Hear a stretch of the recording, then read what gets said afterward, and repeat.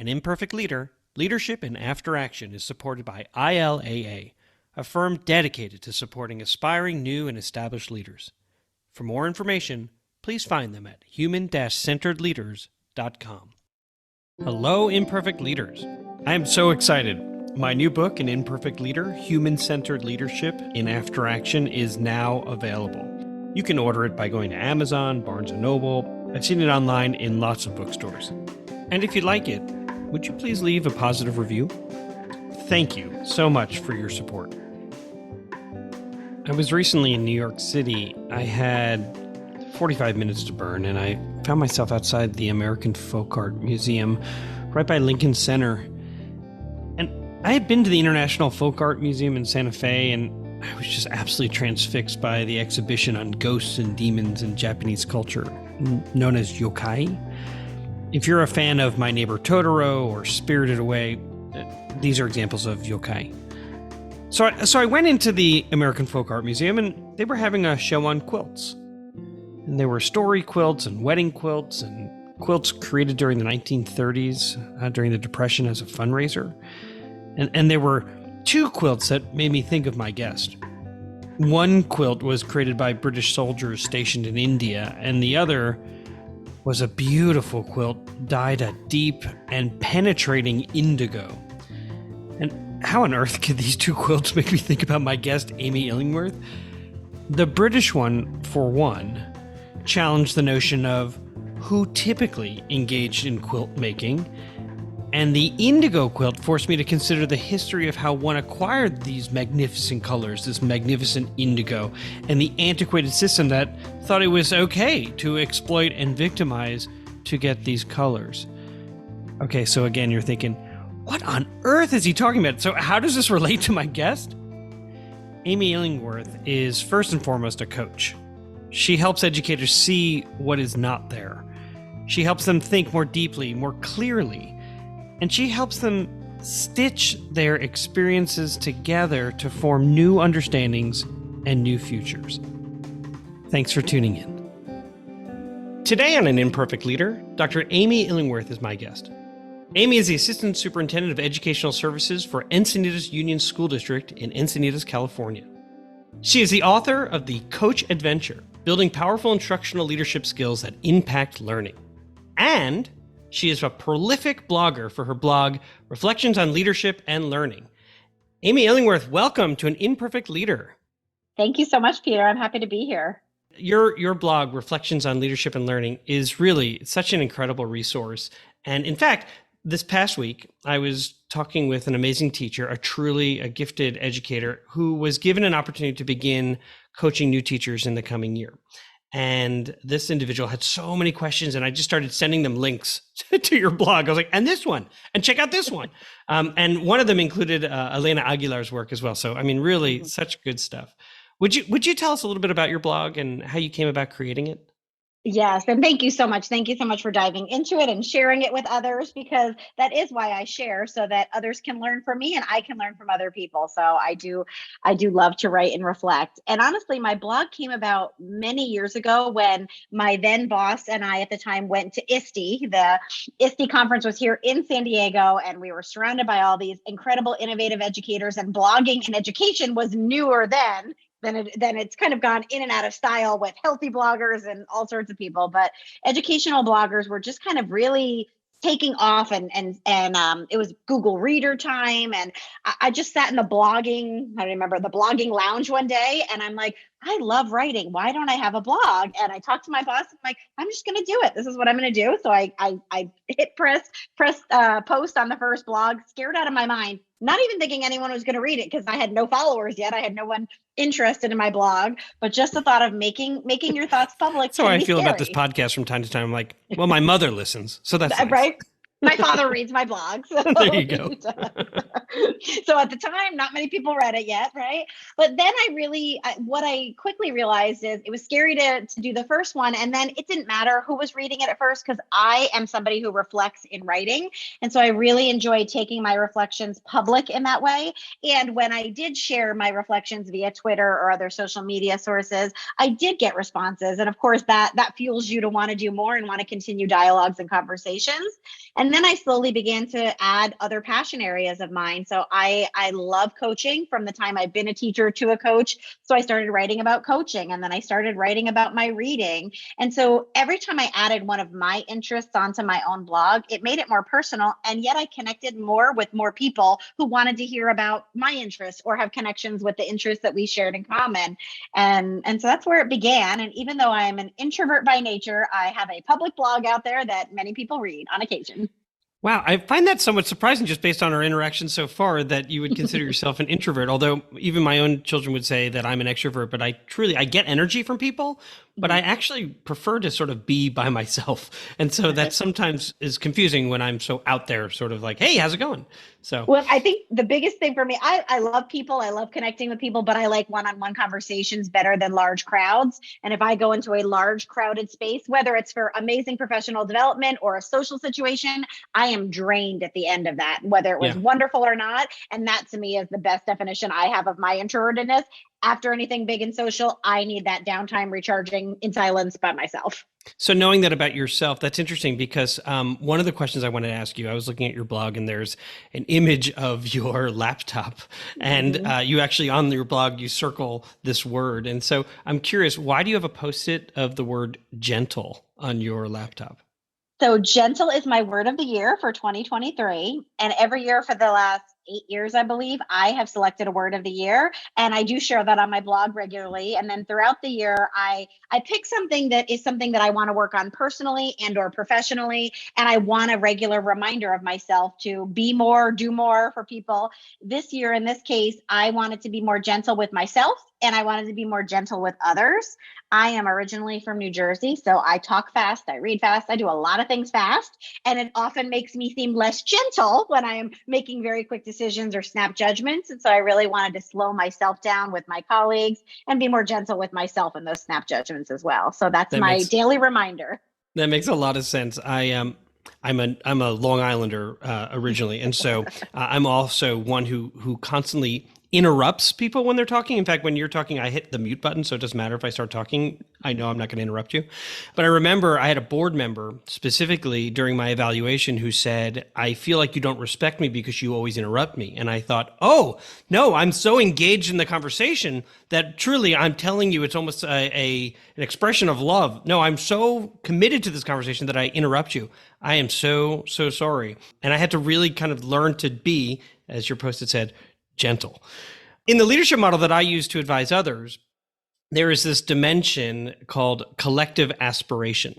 And that really is like the heart of the organization's work. It gets to an organization's compelling purpose. It asks two questions in particular. What do we want to create together, and how do we want to be together? And inside that dimension, there's, in addition to compelling purpose, there's a term, strong moral focus. And I consider that to be like one's vision for themselves and for their organization. And I was reading a blog entry that you had written, and I read this, and this is what you wrote. "My leadership vision is to create equitable learning opportunities where student and adult learners thrive. My core values include equity, integrity, empathy, making a difference, and creativity." And I imagine it's what led you to write about your early years in your district, where you were faced with missing curriculum, right? There was no scope and sequence when you arrived, missing intervention system to support children when they were struggling. So I'm really confident that like your desire to make improvements all come from this strong moral focus. And I'm curious, would you tell us where this comes from? And like, what was the moment you decided like, this is the reason why you get out of bed each day, determined to create those learning opportunities where student and adult learners thrive? Right. I always start the story that I knew I wanted to be a teacher from the age of 5 on. I think I was a little bossy with my stuffed animals or my younger brother or whoever I could get in the room doing what I thought teacher things were at the time. But my heart called me to teaching from the time I was a child. And I always knew I wanted to work with students. And after having been a teacher for a number of years, I had a principal who tapped me on the shoulder and said, "You're doing things differently than your colleagues, and I want them to learn from you." And she really saw a leadership skill in me, a coaching skill in me that I didn't know existed or was going to come to be. And she put me on the path to become an instructional coach and an administrator. And that's one that went from just student learners to adult learners as well. And that actual phrase that you read, I wrote in a workshop years ago when somebody said to us, hashtag why I lead. They wanted us at the time to write a 140 character phrase, Twitter 140 characters, the old days, wanted us to write why we are leaders, why we lead. And I wrote that years and years ago. And what rings true to me today is the fact that I am leading equity work in our district that I would have never thought was possible when I first wrote that statement, but I knew equity was a problem in so many of our educational systems.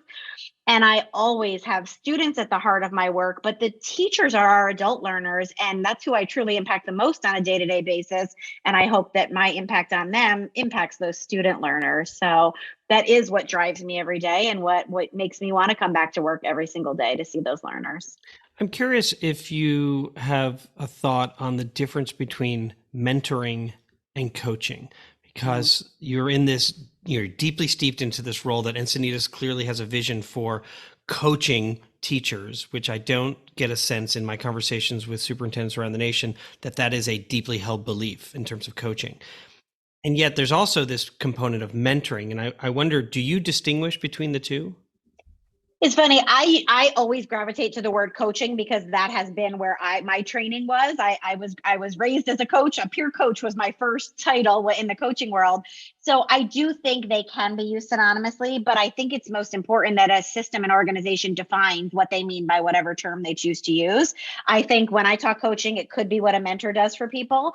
To me, it is somebody who has had your job or has had similar jobs, who knows what you're experiencing, can come in and give you feedback, can ask you reflective questions to help you go deeper in your own learning process, is somebody who is a guide on the side along with you, but also somebody who may have some different experiences to share with you. So yes, I always use coaching, but I am in a system that hasn't had coaches before. And I've worked in systems with prolific coaching, no coaching that we developed. And, we're in the process now of creating a coaching culture here. I appreciate that. I was really kind of curious. I always see mentors as someone who has walked in those shoes and can give you a perspective of how they resolved an issue that you may be facing. And a coach is someone who can empathize and can also demonstrate compassion to be with you, but also is helping you get unstuck and may ask you sort of reflective questions that prompt you to do some of the heavy lifting because they can't be the ones who solve it necessarily. And, whether it's a cognitive coach or the Aguilar work, that truly seems to me to suggest sort of I'm going to be here with you as you get unstuck and then give you some feedback based on what I see. I don't know if that resonates. It does, absolutely. I always said from being a teacher to being a coach, the person who talks the most learns the most. So who's doing the most talking in the conversation? So to me, a strong teacher allows lots of opportunities for students to do the most talking. In professional development, I actually like to leave lots of opportunity for the adults to do the talking. And then in a coaching conversation, I actually want that teacher to be the one doing the most talking. And so, I'm the person who's asking the reflective question and maybe pushing your thinking, but giving you the space to really reflect and push your own thinking. Amy, I'd like to ask you a question that I ask of every guest who comes on our podcast, and that is, how does the term an imperfect leader resonate with you? I love it, and I hope it applies to every leader I've ever worked with and known, and everyone I will work with, because we are all imperfect. We learn from our mistakes, we learn from missteps, and if no one ever had mistakes or missteps, I would imagine they were getting nothing done whatsoever, like nothing of substance, nothing of innovation, just nothing of value for learning. Maintaining that status quo. Absolutely. We'll be right back after a message from our sponsor. An Imperfect Leader is brought to you by EdConnective, whose mission is to ensure student success through transformative teacher training.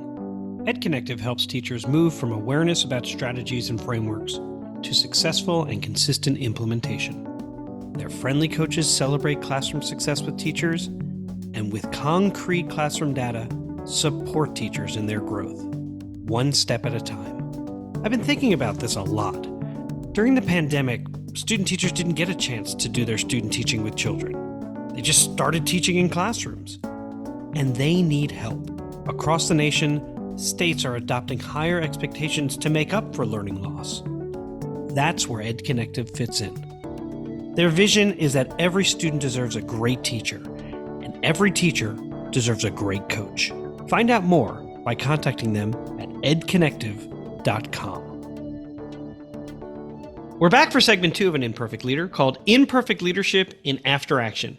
My guest is Dr. Amy Illingworth, Assistant Superintendent of Educational Services for Encinitas Union School District in Encinitas, California.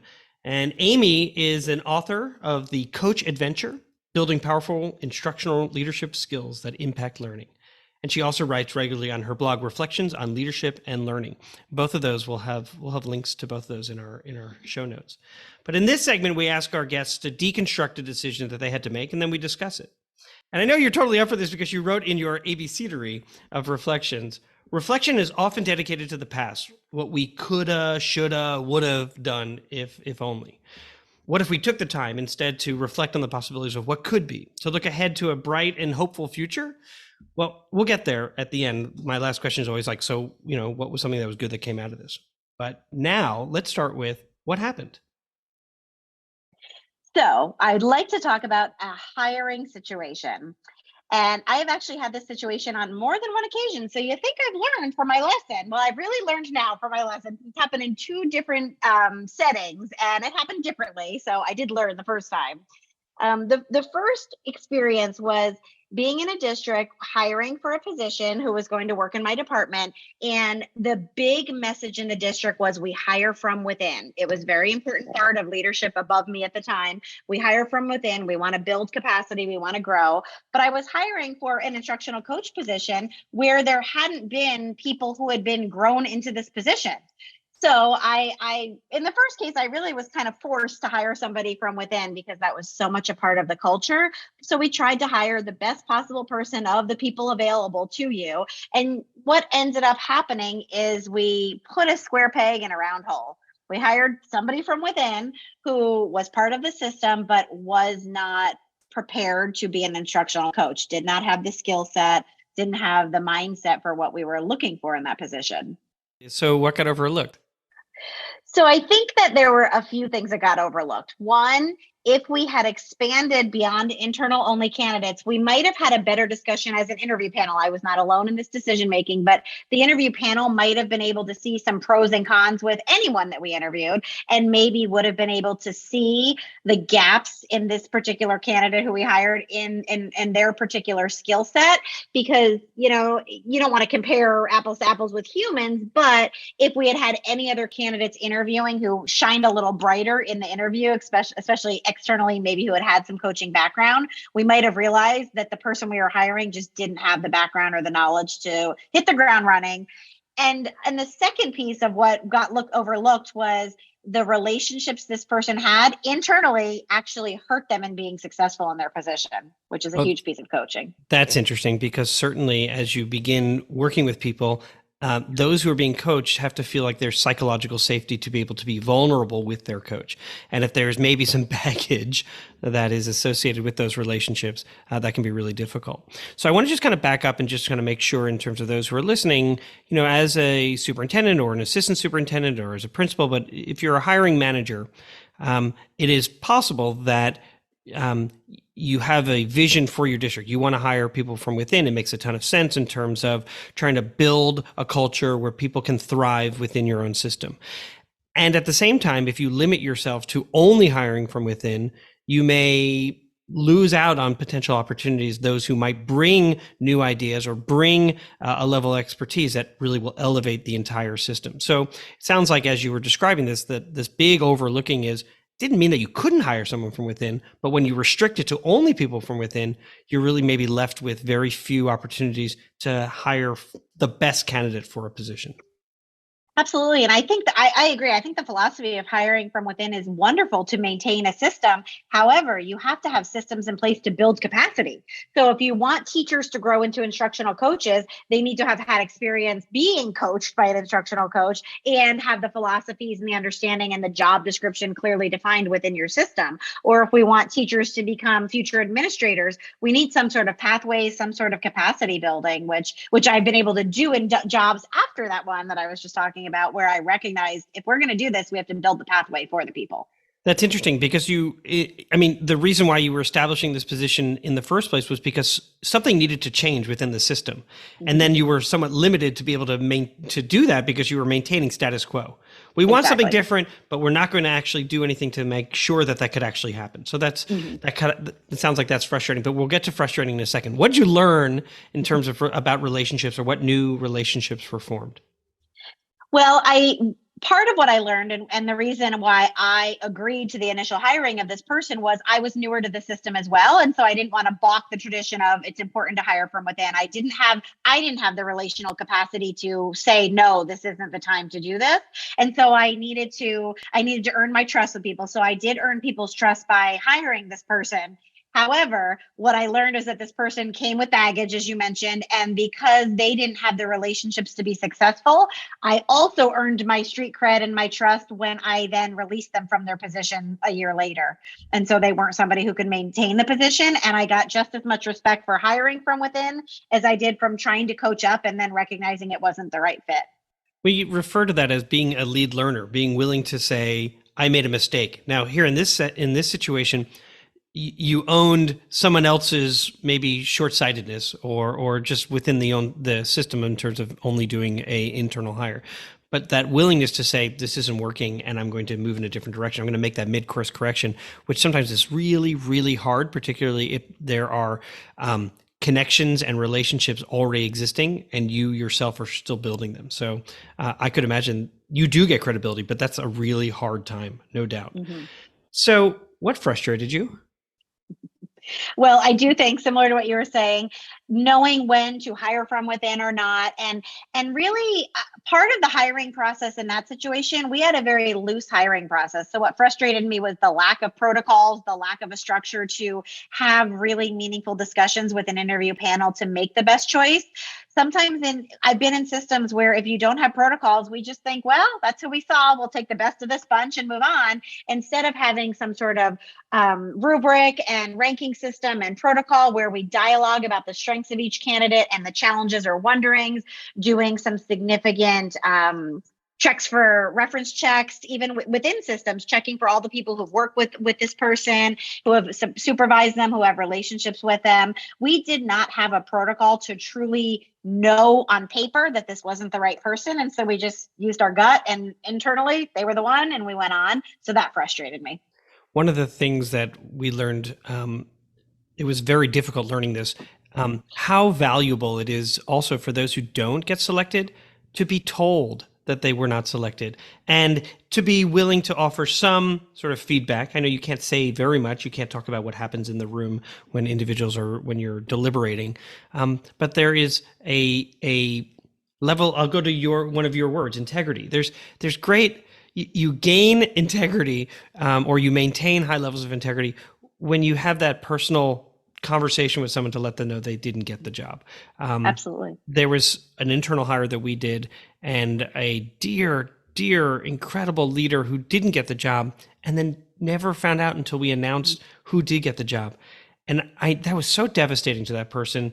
And it took time to regain, if we ever did, that sort of that level of trust that once was there. So it takes just a split second to lose that trust. 100%. To this day, any hiring panel that I am the leader of, I call every single person back and I give feedback if they're open to it for every single person that we hire or don't hire. What could you have done differently? I think I had come into that position knowing the value of having a structured interview process. So I think pre-planning the interview process, I took what HR gave me. So I own that it wasn't, I inherited a system, but that's where I could have had my own pushback, is let's make sure the process is good for our panel and that we can have the best dialogue. We may still have ended up with the exact same person because they were the internal candidate that was most qualified on paper, but having a structure would have also given us a lot more of wonderings in a structured conversation, a lot more ways to hire somebody with some coaching plans in mind, or to not yet hire, to maybe have a second round of interviews ready to go so that I could have had coached into the district systems better. So as you look back on what was something that was good that came out of this process, although you did say you had to learn it a couple of times, which is kind of funny, but I imagine part of what is good that has come out of this in your current role and as you continue to lead searches is everything from having a protocol to the makeup of the committee to make sure it's representative of the school district and those who are going to be impacted by this role and those types of things. Would you talk about what was something that was good that came out of the process? I do believe that the people who are on that panel not only recognize pretty quickly that we didn't make the right choice in the long run. Pretty quickly, this person, it was clear publicly that this wasn't the right person for this job. And so the interview panel, it was a very small panel. So we were able to come back together and confidentially have some follow-up conversations. And so one of the things we all talked about was we rushed in that decision. And that's where the mistake that I have seen happen again is people are I appreciate so you desperate. clarifying. You're like, listen, Stiebelman, I'm glad to be on your show. I agree I'm imperfect, but I'm not telling you I did the same mistake each time. But I will say there's real value as a system thinker to recognize that like taking your time is a good and wise process or trait to have. And truly I didn't make it again. I swear I misspoke. What happened was one of my employees made the similar mistake and I let her make the mistake. And I'm like, I shouldn't have let that mistake happen. But what we are so desperate when we have a hole in our system. And, after the last 3 years of pandemic times, we've been short staffed every day for the last 3 years, right? So when you have somebody leave a position and you have an opening, we are desperate to fill the position because we're desperate. We need boots on the ground. We need humans in the seats every day. And we rush interview processes and we just think this is the best we're going to get. So we better hire them now. And what I have learned, and I've learned this again recently with my employee who hired somebody I wouldn't have said to hire, she really learned it, was if you go a second round, it's not fun. It feels like you failed when you have to repost a job and do a whole nother interview panel and a whole nother round of interviewing, but we get better candidates if we wait for the right people to come forward. For whatever reason, they didn't apply the first time, they didn't make it into the screening, but do not rush the process. If you don't have the best fit in the first round, don't hire. That's the biggest lesson that I can speak to at this point in time. That usually is my last question, though, which is what advice would you give to an aspiring leader or one who's new to their position? So I do think, obviously, if you're new to your position, you do have to know the historical context of the district and the role that you're attempting to fill in hiring.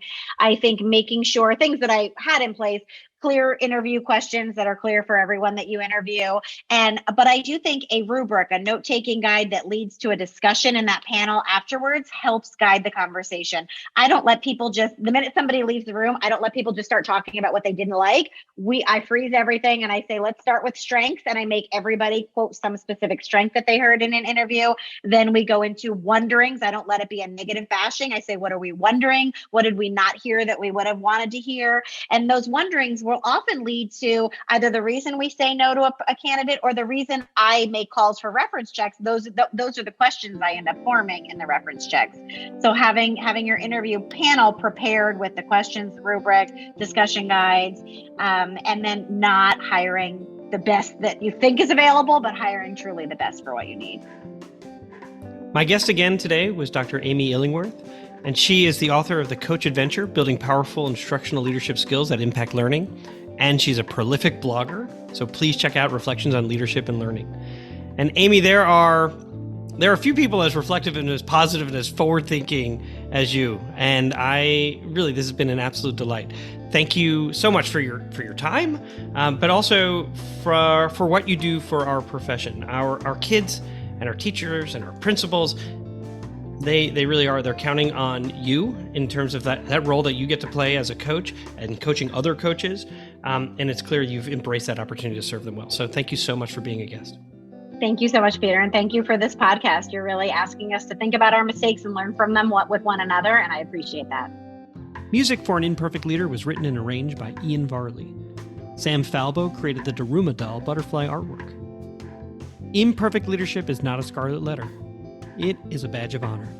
It recognizes that serving as a lead learner is about being a vulnerable leader, an empathetic leader, a compassionate leader. And I'm proud to be an imperfect leader, so I hope you'll join me next time for another episode of An Imperfect Leader, Leadership in After Action.